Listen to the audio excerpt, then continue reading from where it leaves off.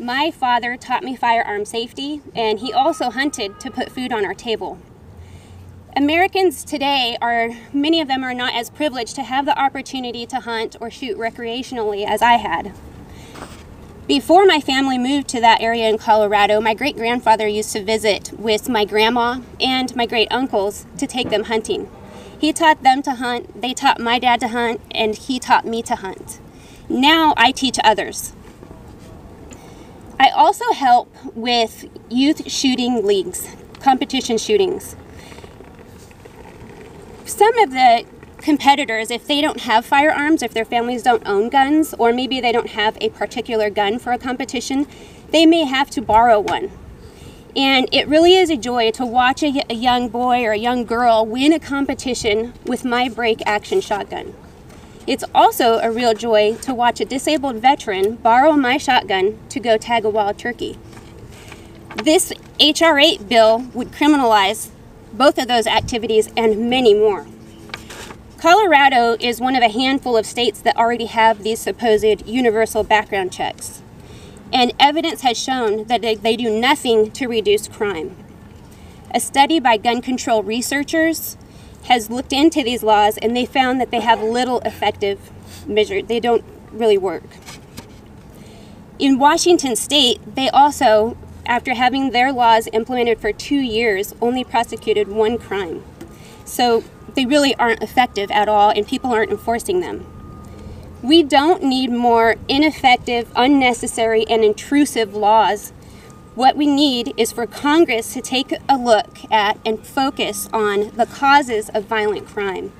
They need to deal with these, and instead of pushing laws on innocent citizens like myself, they need to look at rules that will save us all. Thank you.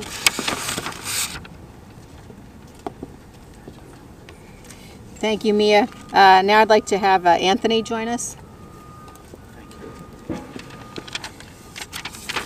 Hello, my name is Anthony Calandro. I own a gun range and a training facility in New Jersey. My business is a place where families, neighbors, professional athletes, and celebrities come to learn how to safely and responsibly use firearms. Now I can tell you, it's not easy being a gun owner in the state of New Jersey. And if Nancy Pelosi gets her wish and the Bipartisan Background Checks Act becomes law, it won't make things any easier for me, especially for us that actually follow the law. What makes it worse is that they know that universal background checks don't work. They haven't worked in California, they haven't worked in Colorado, and they haven't worked in Washington state. That's because nothing in this bill will do anything to stop criminals from acting like criminals. Instead, it treats us, the law-abiding citizens, like the bad guys. And quite frankly, I'm tired of it. I filled out piles of forms and passed dozens of background checks, but apparently that's not enough. It's time to stop treating good, honest people like criminals just because we made the choice to defend ourselves and our families. Congress needs to stop passing unconstitutional laws and leave the burden on the courts to sort it out. They need to do their job. The system is broken. So thank you all for inviting me here to speak today, and everyone who believes in a Bill of Rights, the Constitution, and the United States of America, please contact your representatives and tell them to oppose H.R. 8. Thank you. Thank you, Anthony. And next, Jennifer, please join us. Hello. My name is Jennifer Chrisman. I'm from an extremely small town in Indiana. The name of the town is Rosedale. My graduating class was of only 64 students, and that was with us graduating. All but 2 graduated, so that's how big my high school was. I'm a mom. I have 2 twin boys. They're 6 years old. I've been teaching them gun safety. I'm also a firearms instructor. I grew up shooting guns all my life. I started shooting guns as 7 years old. My grandfather took me, my dad took me, my uncle took me. We all went to spot shoots. We brought home turkeys when we'd win. It was a family tradition that I wanted to keep up with my boys. I work at a school. I'm a teacher's aide. A lot of the teachers that I work with want to carry firearms. Being an instructor, they come to me all the time asking, well, what do I recommend for them to carry? What's comfortable, what shoots well? And I can't tell them, it has to be their pick. So I would likely be willing to let them borrow one of my handguns. I know they're not going to commit a crime. I know these are all good people. The majority of them go hunting, so I know that they have passed the initial background check to get their guns. But now if I was to let them borrow my pistols with this H.R. 8 Act, I would become a criminal. They would become a criminal. And we're all good people. We're just small town people who grew up around guns. This is just our way of life. With this new background check law, if we were to do things that we do every day as responsible gun owners, and if I was to let my stepfather take my grandsons and borrow a gun to go, this would all be illegal now. I could go to prison for a year. Passing this bill doesn't affect criminals. They don't do background checks. Criminals commit crimes. That's what they do. They're not going to follow all these laws. I'm sure you can tell that I'm pretty nervous up here. I don't public speak, but I was always taught to speak my mind and say what's right, and I feel this is right. I don't feel that the H.R. 8 bipartisan background check law is right. It's just going to make criminals out of innocent people like me and all of my friends. So I ask that you please do not pass the H.R. 8 bipartisan background check. That's all I have. Thanks. Thank you. I'm Doug Collins from the 9th District of Georgia. I'm the ranking member on the Judiciary Committee. What we have seen here just for the last few minutes is the face of responsible gun ownership. You've seen exactly, though, who this bill actually targets, contrary to what my friends across the aisle have said that their bill is supposed to do. Frankly, H.R. 8 is taking the fears and the concerns of a nation over gun violence and perpetrating a fraud upon them. They're preying upon the very victims that they're wanting to supposedly help by putting a bill out there that will not help them.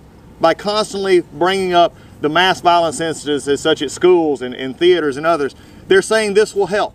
The reality is nothing in this bill would have stopped Parkland. Nothing in this bill would have stopped any of the other violence that we have seen coming forward.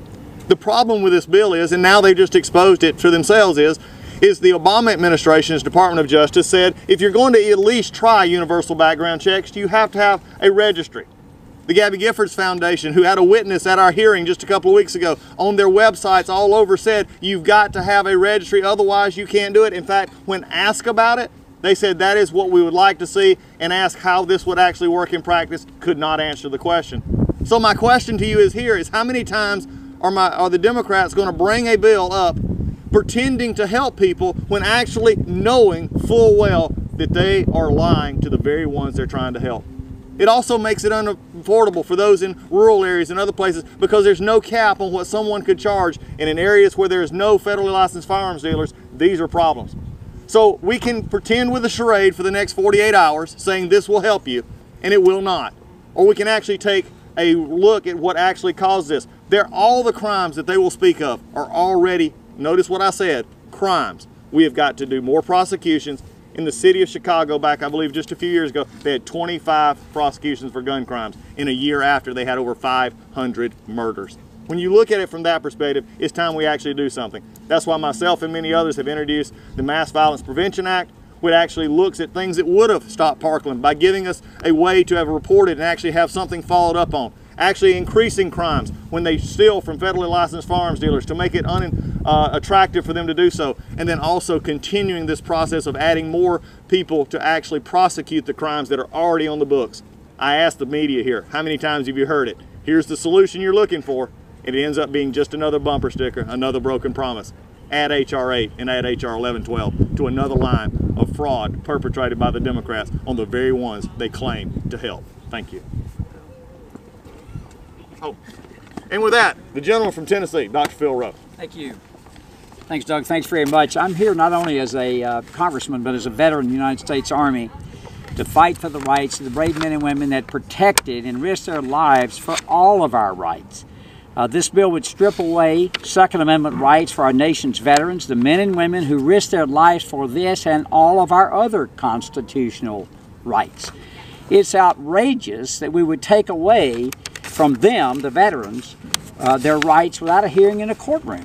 Even a criminal must be convicted in a court of law before their names are added to the nixus list. That's called due process. H.R. 1112's language is ambiguous, vague, and about who would be considered adjudicated with a mental illness, severe developmental disability, or severe emotional inability. It's unclear to me and others if that term means veterans with PTSD, or perhaps veterans with depression, or even a veteran that might seek a benefit for anxiety. Over 1.6 million of our veterans have service-connected adjudications by VA for mental illness, including almost 1 million for PTSD alone, which would mean a lot of veterans could be impacted by this legislation. If this bill were to become law, many veterans, I fear, as a physician, would be afraid to seek benefits and treatment out of fear that they would lose their rights. In a time when we're working tirelessly to reduce veteran suicides, passing a law that would discourage veterans from seeking care would be foolish and disastrous.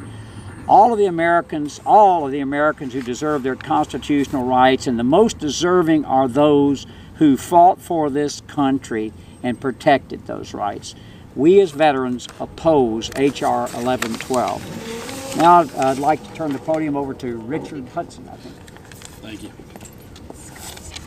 Okay. My name is Richard Hudson. I work for the people of the 8th District of North Carolina. You know, Nancy Pelosi has framed this debate as one between those who care and want to do something about gun violence and those who don't care. That's an unfortunate choice. That's a cynical choice. And indeed, it's factually not true. I believe Democrats care just as much as Republicans do about this scourge of gun violence. We all want to do something to end it. And in fact, if you look at the record, House Republicans have a strong record of doing something. In the last 2 Congresses, we passed 21st Century Cures, which have mental health reforms, which included improving the National Violent Death Reporting System at CDC so we can track these violent deaths to look for commonalities so we can find solutions. We permanently authorized Valor grants that allow law enforcement to train active shooter scenarios. We allow more compassionate communication under HIPAA. We provide increased grant funding for training teachers and EMS so we can identify students in crisis before they reach a breaking point. We've reauthorized programs that help focus on treating children early with emotional distress. These are all things in 21st Century Cures. Just last Congress, we passed the Fix NICS, which directly addressed the tragedy at Sutherland Springs, Texas. We also, in the House, dealt with bump stocks. We also passed the Stop School Violence Act, H.R. 4909, which establishes grant programs for schools to do security improvements. Also, to, again, deal with this mental health issue. House Republicans have a strong record of actually doing something that matters. But Nancy Pelosi says it's not good enough because you have to judge us based on our intentions. Well, let's look at what H.R. 8 would do. It would not have stopped Columbine. It would not have stopped the Virginia Tech shooting. It would not have stopped the Gabby Gifford shooting. It would not have stopped Sandy Hook. It would not have stopped the Navy Yard shooting. It would not have stopped the Charleston Church shooting. H.R. 8 would not have stopped the nightclub shootings at the Pulse nightclub. It would not have stopped the San Bernardino shooting. It would not have stopped Sutherland Springs. H.R. 8 would not have stopped the Parkland shooting. This legislation is ineffective. Nancy Pelosi wants you to judge her on her intentions. I say let's look at outcomes. I call on the Democrats to work together with the Republicans to build on the accomplishments we've already made. Let's end gun violence once and for all. And let's do it together because the American people are counting on us. Thank you. And with that, I want to introduce someone who's been a tremendous leader on the Second Amendment, someone who's led the way for the House, our whip, Mr. Steve Scalise. Thank you, Richard. I want to thank everybody here who's standing up in support of the Second Amendment, but specifically standing against these 2 gun control bills that Nancy Pelosi is bringing to the floor this week. And if you look at these bills, they don't have anything to do with background checks. It's about making criminals out of law-abiding citizens. And ultimately, as you've heard story after story from the people standing behind me, every single day Americans use guns to defend themselves from criminals. That is the heart of what the Second Amendment is about, and it's at the heart of what our founding fathers intended, that all Americans should have the right to use firearms to defend themselves. And over we see guns used to defend themselves. And yes, in these bills, think about some very specific problems with these bills that Nancy Pelosi doesn't want you to know about. They didn't want me to testify before the Judiciary Committee when Doug Collins tried to have me included in that panel, because I wasn't going to spread their message of gun control. In fact, I was going to counter it. And so what I will tell you is right now under this bill, if you've got a neighbor and your neighbor is being beaten up by her boyfriend, she's got a temporary restraining order against her boyfriend, and she's afraid that tonight she's going to come to her house and do her harm, and she asks you to borrow your gun, you can be a felon under this bill for that one simple act of loaning your gun to a friend to defend herself from someone who's going to attack her. You can go to jail for a year. You can be fined $100,000. They say they have exemptions for hunting, and yet the language is so vague that if you went hunting with a friend, you also need to bring your attorney to sit in the deer stand with you and figure out if you hand him your rifle and maybe he wants to go to the range to scope it, you can then go to jail for an act like that. That's what this bill does. This bill turns law-abiding citizens into criminals, and it's one more step towards federalized gun registration and ultimately gun confiscation. That's been the intention of many of the people that are bringing this bill for a long time. They want true gun control, and this is the first step. It's surely not the last. We need to reject these two bad gun control bills. And with that, I think Randy Weber from Texas. Thank you, Whip. I have probably the distinction of being the only member who has had a mass gun shooting violence in my district. The Santa Fe shooting happened May 18th last year in a high school about 10 miles south of where my bride and I live. So it's very close and personal. Now seeing you here, Whip, I remember that June 14th day where you actually experienced that shooting, and I'll never forget it, Dr. Rowe, because my dad was one of the last of the greatest generation who happened to pass away that same day. So it was very, very indelibly put on my memory. And I'm here to talk against this bill. My district is a God-fearing Second Amendment supporting gun-loving community. We understand that guns don't cause crime any more than computers cause pornography. We've experienced that epidemic of what I call social degradation of evil, using firearms as its weapon of choice on that May 18th at Santa Fe High School. On that day, an evil shooter took the lives of 10 people and injured 17 more. And folks, I delivered 10 flags to 10 caskets. And I want to tell you, it was hard. It was heart-wrenching. But I'll tell you this about people in my district. They recognized that guns weren't the problem. It was the person behind the evil that he perpetrated, and they recognized that evil people do evil things. H.R. 8 would not have prevented this horrific, heartbreaking incident from occurring. You've heard that from all of these speakers up here. It doesn't do anything but take away our Second Amendment rights. Evil people do evil things. It's in the societal breakdown that we're witnessing all around us. We in Texas understand that the only thing that stops a bad person with a gun is a good person with a gun. The bill that's going to be brought to the floor doesn't do anything about that. What I call the societal degradation root of our problem, this type of violence, it only makes it harder for law-abiding citizens to practice our God-given unalienable right to keep and bear arms. So we want to protect our families, we want to protect our communities, we don't want to be guilty of violating any of these laws that H.R. 8 and 1112 would put into place. So we recognize that it's our God-given right to have Second Amendment on our side and keep firearms. We're against this bill, and I just can't say that hard enough. Now, I'm gonna turn it over to the guy from Florida, Matt Gaetz. Matt. Thanks, Randy. My name's Matt Gaetz. I'm a Republican on the Judiciary Committee. The Democrats' anti-Second Amendment legislation is repugnant to the Constitution. It lacks common sense, and it fails to protect vulnerable people. It is not common sense to say that if an illegal alien fails a background check, then we wouldn't notify ICE. But when Republicans offered these common sense changes to the Democrats' legislation, they rejected them because they hate ICE so much that they wouldn't even want ICE to know to remove someone from the country who was trying to buy a gun illegally. That highlights that this isn't really about public safety, it's about the bloodlust that Democrats have to take away guns from law-abiding citizens. Their legislation also fails to protect vulnerable people.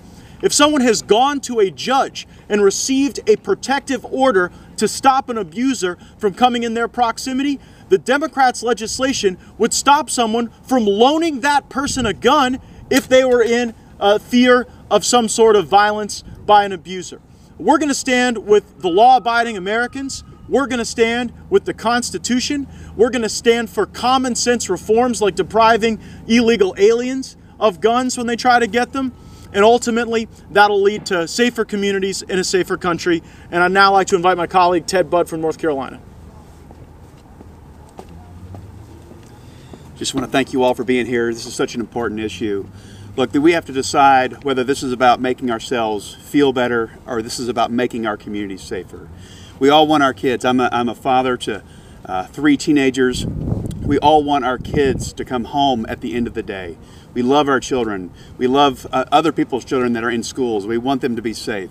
So let's do legislation that actually helps and doesn't impede on our Second Amendment rights for our fellow citizens. And let's keep that in mind, and let's bring our kids home safely with doing the real work that really keeps our kids safe. Thank you. Hello, my name is Kelly Armstrong, Congressman from North Dakota, and I agree with almost everything that has been said. I just would like to point out a couple things from serving on the Judiciary Committee.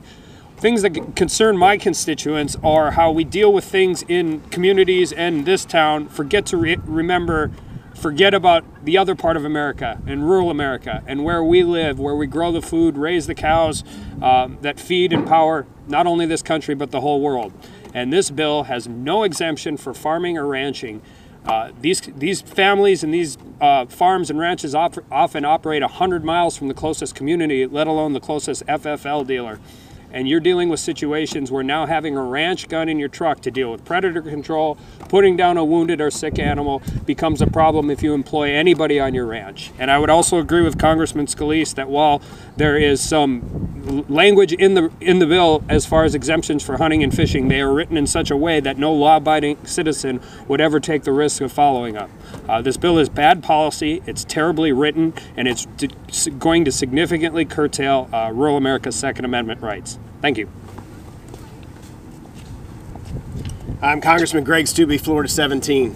This universal background check bill will do absolutely nothing to stop gun violence in America. What it will do is infringe upon the rights of millions of Americans who follow the law every single day and their Second Amendment rights. I hail from Florida, and not a single mass shooting in Florida would this bill prevent. The shooter from Parkland had a background check and purchased a firearm. The shooter in the Pulse nightclub had a background check and purchased a firearm. In my district, just weeks ago, there was a shooter who purchased a firearm, went into a bank building, and murdered 5 people in my district. Those women who were murdered in my district didn't have the opportunity to defend themselves because a corporate policy prohibited them from carrying a firearm in defense of themselves and others. So there's nothing that this bill would do to stop the violence in America. It will only infringe upon the rights of law-abiding citizens, and it's the first step that Democrats are taking to take your guns away.